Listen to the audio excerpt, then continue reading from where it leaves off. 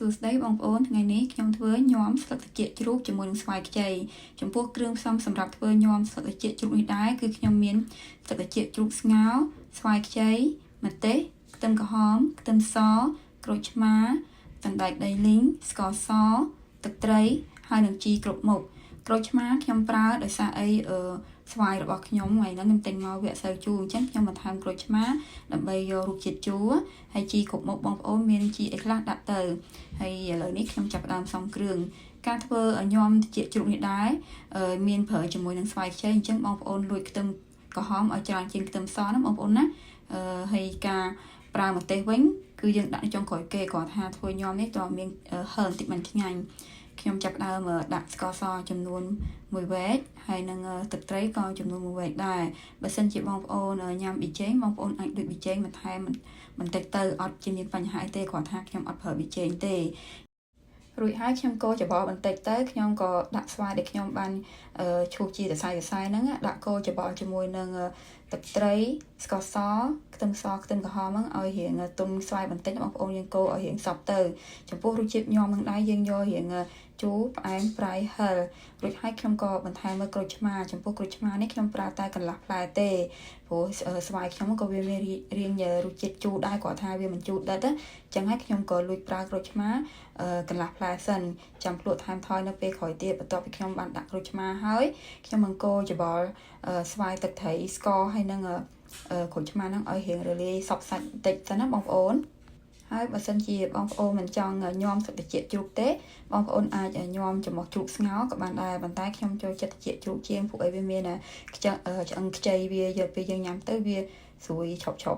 អញ្ចឹងចំពោះការញោមត្រចៀកជ្រូកឬក៏ចំហុះជ្រូកស្ងោរនេះគឺធ្វើដូចគ្នាទេបងប្អូនគាត់ថាខ្ញុំចូលចិត្តត្រចៀកជ្រូកជាងហើយបើសិនជាបងប្អូនចូលចិត្តចំហុះជ្រូកដាក់ចំហុះជ្រូកក៏មានបញ្ហាអីដែរហើយនៅពេលដែលយើងកូរច្របល់វាឲ្យរៀងសព្វគ្រឿងអញ្ចឹងហើយបងប្អូនអាចភ្លក់គ្រឿងផ្សំហ្នឹងបន្តិចសិនបើសិនជាខាងស្ទើផ្អែមឬក៏ស្ទើប្រៃបងប្អូនអាចបន្ថែមនៅពេលហ្នឹងបានគាត់ថានៅពេលនេះគឺខ្ញុំភ្លក់មើលទៅគឺថាអត់មានស្ទើអីទេបន្ទាប់មកខ្ញុំក៏ដាក់នៅជីបងប្អូនមានជីគ្រប់មុខរត់តែពិសេសគាត់ថាខ្ញុំថ្ងៃនេះ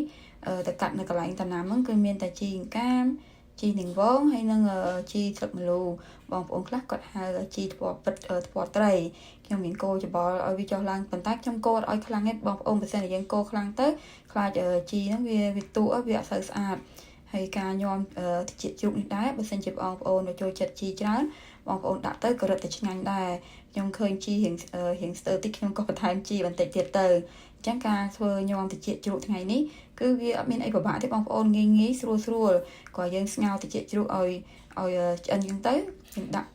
ចិត្តចំណិតយើងខ្សែវែងឬបងប្អូនចូលចិត្តខ្លីបងប្អូនកាត់ជាខ្លីទៅចុងក្រោយគេនេះគឺខ្ញុំបន្ថែមនៅសណ្តែកដីលីងដាក់សណ្តែកដីលីងហើយនឹងម្ទេសចំពោះការដាក់សណ្តែកដីលីងនេះដែរយើងដាក់ដើម្បីអីនៅពេលយើងញ៉ាំទៅកុំឲ្យយើងញ៉ាំតលន់ខ្លាំងពេកបងប្អូនដាក់សណ្តែកដីលីងទៅវាកាត់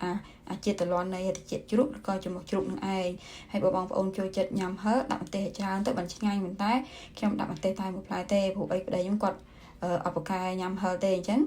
ចំពោះមុខម្ហូបញោមត្រចៀកជ្រូកនេះដែរយើងយករសជាតិជូរប្រៃផ្អែមហឹរយើងយករៀងដុតបន្តិចណាបងប្អូនណាព្រោះយើងមានញ៉ាំផ្ទាប់ជាមួយនឹងបន្លែស្លាត់ផងដែរហើយក៏ជាមុខម្ហូបគ្រឿងក្លែមអញ្ចឹងយើងយករៀងដុតបន្តិចហើយមុខម្ហូបនេះគឺថាមានពិបាកធ្វើទេគឺថាស្រួលធ្វើមែនទែនបងប្អូនគាត់យើងស្ងោរត្រចៀកជ្រូកទៅមានស្វាយ